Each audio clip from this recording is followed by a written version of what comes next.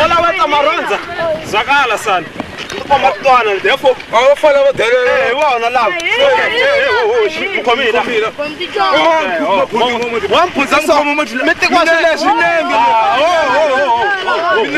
Minenge. Sitavuya ni. Ani minenge. Ngamcheketa minenge. Sitavuya. Paketero. Ano kuna ngembere. Sitavuya. Was what? Was what? Ja, dat zat te woorden. Tot dit.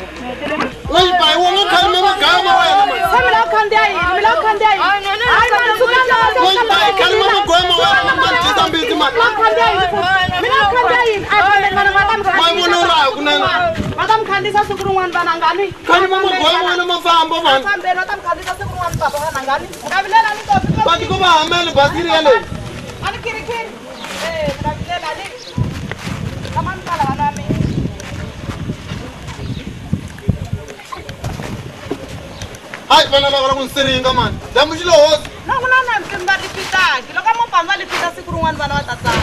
Oh, batelo ba bazana ya xikulu tama va la xavana va ya bola yi xavana le mitirani ta mali.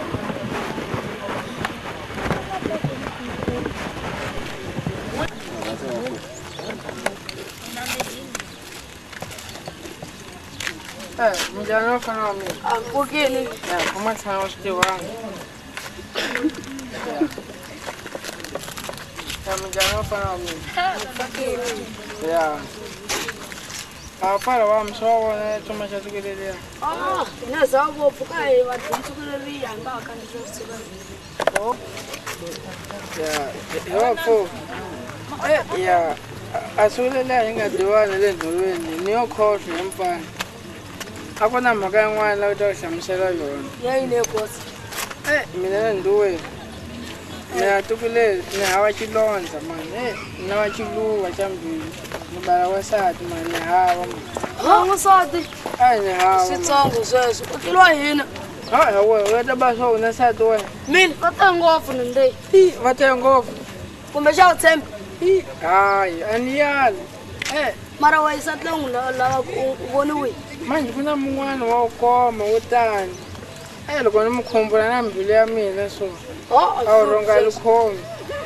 Na mati loko ni phuza mayi lama ya a wa setliwa loko ni mukhumbula na n'wi swa le ngheni. Vapfa wa mina loko mo ni khocha kahle ni ya na mu vuyina nhwanya liya. Ampawo ni nga famba na yena le kale a dya nyama. Hinkwerhu. Ya, hi ta famba hinkwerhu ya lo mpfa wa mina. Nyama ko ya yini? Yena nduwe wena ku rhandza na nduwe wena. Si nyama ko ya Wena yini? nduwe loko wo ni khocha ni mu wina a wasati loyi. A nyama u to langa u la ku dlayeni ku na nyama ya ngululu na nyama ya dangana na ya tinyimpfana na ya mhuti na ya mpfundla. Ya munhu ku Na ya hava. ndlopfu a ku dyiwi nyama ya munhu.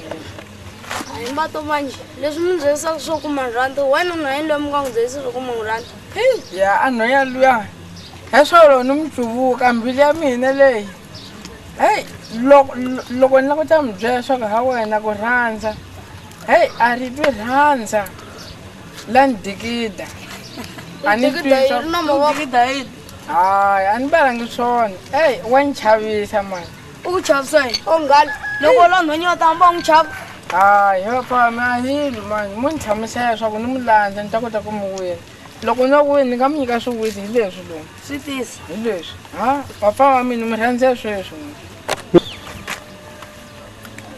mbato maji ta mi tsale xijumbani a xijumbani i nchumu munhu xijumbani hi phepha leri nga ta mi pfuna leri mi nga ta kopa eka rona a phepha swa fana musi ku ya khuluma mina yi ri ta mi pfuna ka swin'wana phepha leri okay tsalana mfana wa mina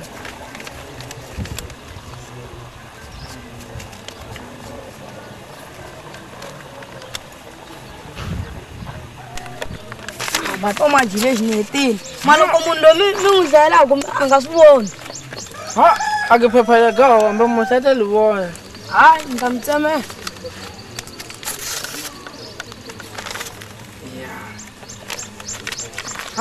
a phepha lela a rhandza munhu loko u le ku ri hlaya phepha rero u ta swi twisisa mara a nga ri voni ni fane ni mukhinga leswiya ni fane ni mu hlayela ni ku ma kumbeta loko hi bato manje lomu tsandzeka sweswi a na swi tivi me a ni la ku mi kuma wasati va lomu a ni nga fila ku mi landza wasati le kaya wena wa khuluma ntiyiso wena a wasati va le kaya lowo fendze mara mbato manje ku na swin'wana mi nga swi siya swiwitsi a mi hi nyikangi mfana wa mina wo rivali wena a swiwitsi u ta dya na mundzuku loko u swi lava ku ni vitana ta ku nyika a swiwitsi leswi nga sana ku ta nyika vavasati lwani mi landzaka hambi o kuma xin'we hayi hi ta dya swin'we mina na yena hi swona mfa wa mina hi ta vonana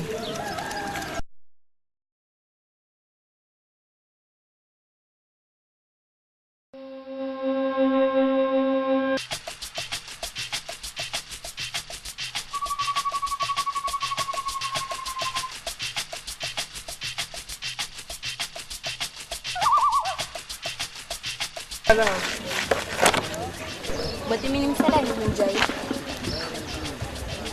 Sweswo a va ni tsalelangi la Ku tsala yini? se ni munjani Mputini.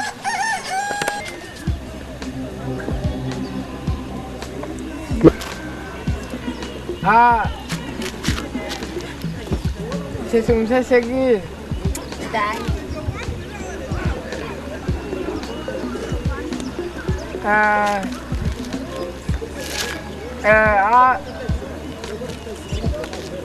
se si na ku rhandza Swo yini ka boti? Mina sweswo. a ni vula swa ku wena a va ni tsalelangi laha Ku tsala yini? mina ni lava ta ku teka mina ya tshama le kaya leyi Ra ni teka yini ku ri u ri ya ntlhanu? hayi a ni tshama na le rhandzu swi hambanile mina ni lava ta ku teka hi ya kaya maputi leyi ku na lwandle na swilo hinkwaswo leyi wena loko wo ni rhandza wena hi tshami kahle a vutomi le leri sasekile lana ni ndzaku tlula vutomi la lowu Papa mina va hapa. a ba wena wa ba maxangu kubi hikuva mina ni ta ku teka hi famba swin'we a ta sa ba moya Ni nga nyangati. hi sweswo na ku nyangati ke ni ku rhandza hawani phela ku lava phela Banga? mirini mbanga wa mina U heleriwa hi mahungu. A wu tikomba u tsake ngopfu loko hi tshama. a ni tsakisiwa hi Mani swi hamba ni vulavula hi yini?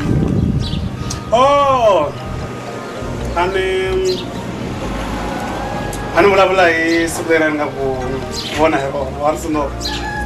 na ri Swi tikomba swi ku tsakisa ngopfu phela ni. swi ni tsakisi Hey, mara u nyuma ku pfumela. Loko ni fika ni ku khomba ka tanga. Oh, sorry, a ngi siva ka tanga. a ku ri vuhlangi a byi tele Loko ni fika ni ku sisi. Phela na mina a na mina swi tekinyana laha. Kambe nga ke ni ku yini ku hlayisa ni.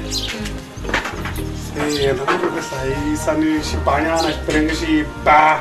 Xi balana ta ba. eveni hetela sesi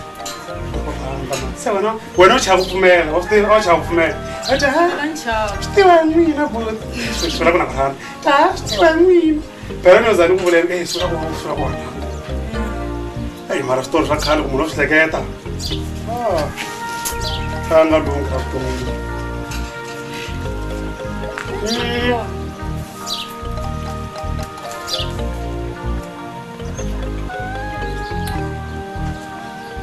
ya mani n'wana lowa hina lowa nhwana wa kha wa kulakulanyana sasi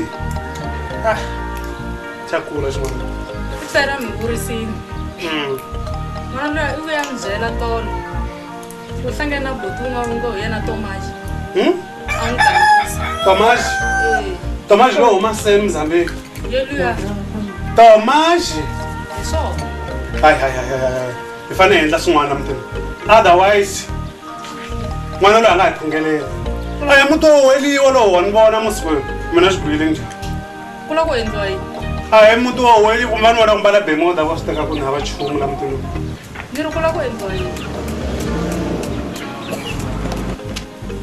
kata mina na ni ngeta ni yo xava mina xikuveli hi mali ya mina impela mbala ka hala nga ni byela ku chumu loko ri la tikweni leri siwana hinkwaswo leswi a na probleme futhi se mi vulavula njhani loko mi vula tikweni leri wa swi sona hinkwaswo wa swi tiva ka tangi mana nga phikizana na yena ni nyikile ku kona halaya benge yo ni nge niki mali ya mina please va ni vona ku mbala swithaphutaphu va ku ve ni hava mali kata mina a wu ku n'wana lowa hina loyi Tomaji hlangani na Tomaji hi fanele hi endla pulani plani ya yini n'wana loyi ni lava ku a tekiwa sweswi ku nga ri khale a ndzi lana mali ya munhu ni a ni lana mali ya munhu ni lava ku hi rhamba vanhu va swiyimo lava nga ta n'wi teka laha ntsena hi gludla viriviri wa vona viriviri ri tata jeke wa vona leyikulu liya ivi laha nga tana a yi heta a nga ndla u na n'wana wa mina na loko va xanisanyana wa twa ku vava ni la ku na loko n'wana luyane byi ya tsandza lexi ni nga zi ni karhatana munhu ya rhwala loko ni vona nga ku wa xanisiwa loko katini hayi sweswo tata ni xivuli a ni na swona mina ni lava mali ntsene n'wana wa mina n'wana wa mina ni lava mali ntsene la mutini lowu a na ha lavi mali sweswi ni lava ku dya mali ya mina leswi ni vulaka swona mina swona swi ndliwa la mutini lowu hi tlutla jeke ya viriviri ivi hi vitana vanhu vo titwa va ta va tana laha ni nwaka za heta nga ta ku teka n'wana ya miya a famba na yena geta mara ya ta ku yina ni ndyangu wa n'wina ni vula sweswo suti ya mina leya mulayini yi kwihi yi le drightly yi kwini hayi a yi kona lahani hi lang vhela u rhumela n'wana sweswi a landza suti ya mina ni lava ku tsala maphepha hi tivisa vanhu va ta teka n'wana lowa mina loyi mara hi yona mhaka leyo nwa viriviri a ni lavi swin'wana lavo basisa va byeli va basisa muti lavo hlantswa mafestere va hlantswa mafestere timovha leta ta mina timbirhi le patwini a ti hlantswiwi mani a ti hlantswi a ku kukuli rivala leri sweswi hi nomo lowu hayi va ta kula ku na zambilani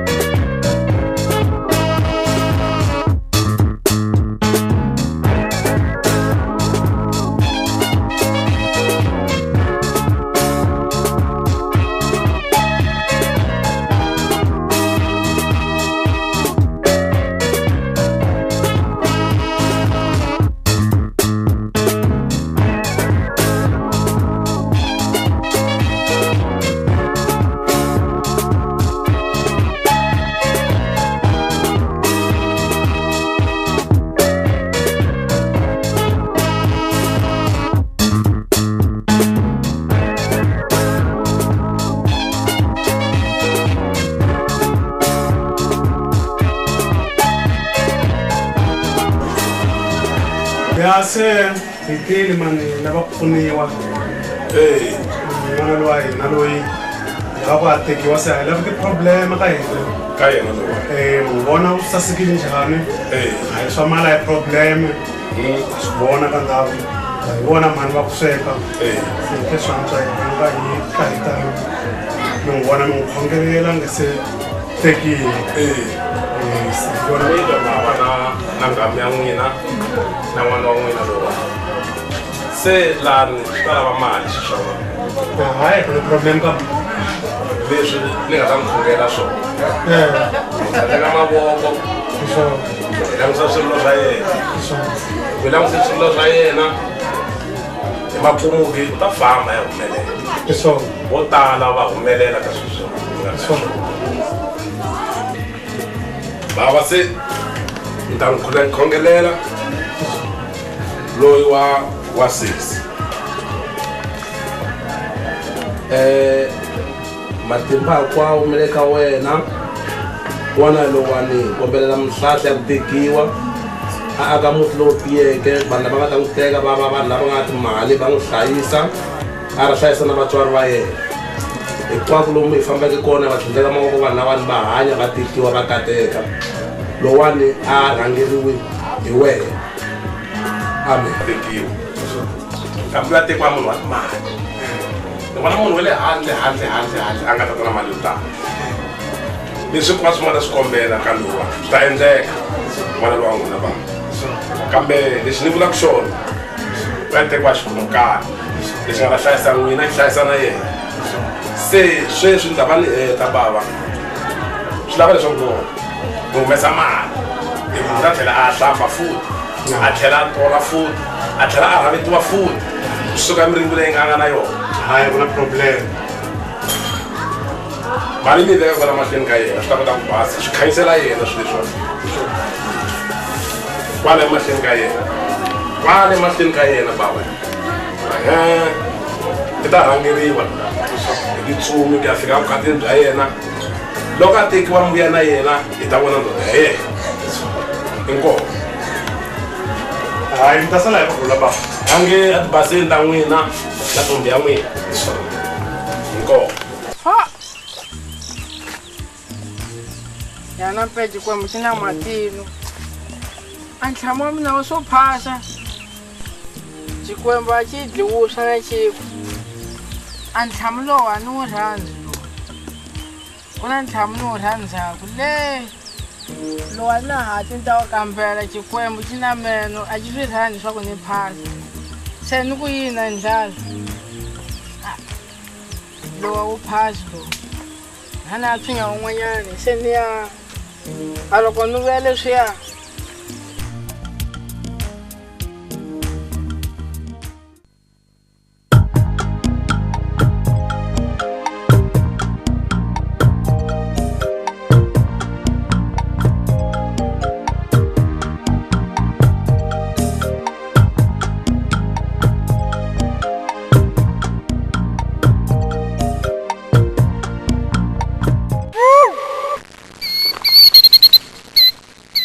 no tinya kwala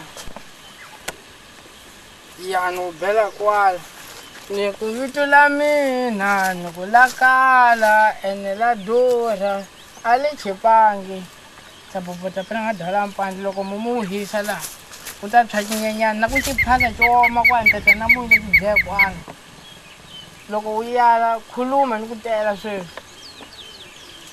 kambe loko no riya nchumu swi ngo humeleli nga phasi hambi se ranghatanga ka swi tiva ku laha ta vuya laha loko munhu a gungula a ti ya mandhaveni ya pulaseri hi vutisi nyeke n'wamedomaze mana n'wane lavi n'wamedomaze mana n'wane lavi hambi wa kwata mana ngane lavi mana ngane lavi n'wamedomaze mana ngane lavi mana ngane lavi hambi wa kwata mangane lavi mana ngane lavi hambi wa ninyenya mana ngane lavi mana ngane lavi na dudo mana wa mulave Emana wa malavi na magade awa malave.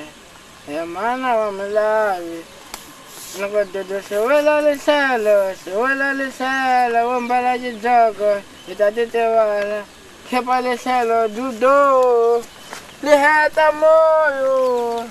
Neko pula le, yishunguli, yitani disite, bagan chamu wa mina. Neko chanu wa malamba nirijoni mina, ningabuye. Neko leswi ningatane, nigikholwa, neko nalekaya nikuti. Niku siku lesungula, nikhandziyile movha, neko na bazi, na chitimela. Mi fikile ka mulungu mun'wanyana wa ku basa nhloko ambali na xiburukwana a na mavoya ngwari nkhala gini chavisile wena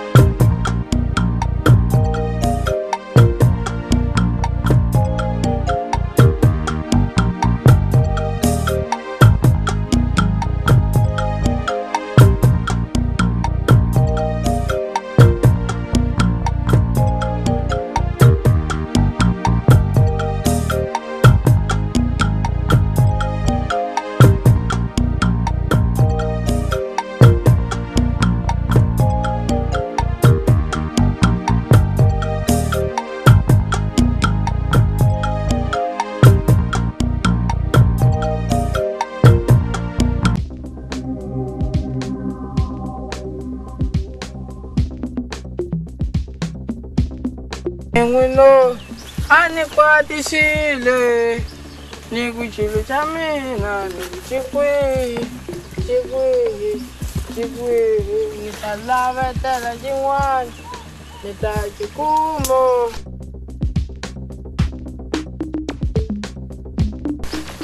ani bangi hi chifula ntumilimaza kunene n'wami dumazi mana n'wani lave Mane wani nyanya, mane wani lave, mane wani nyanya. Mane wani babe sambe, moya wame na baba. Hello kani mishonga lesani muhibetela. Isila ena le baba. Hello ka wani shengela, wani bukutela. Mbilu yami na ye baba. Hello kani mashonga lesani bahima na mina. Lomungwane ni muluma heloka ani chuvukisa ani potela n'wena vani tala ni wisiku heloka vani hisela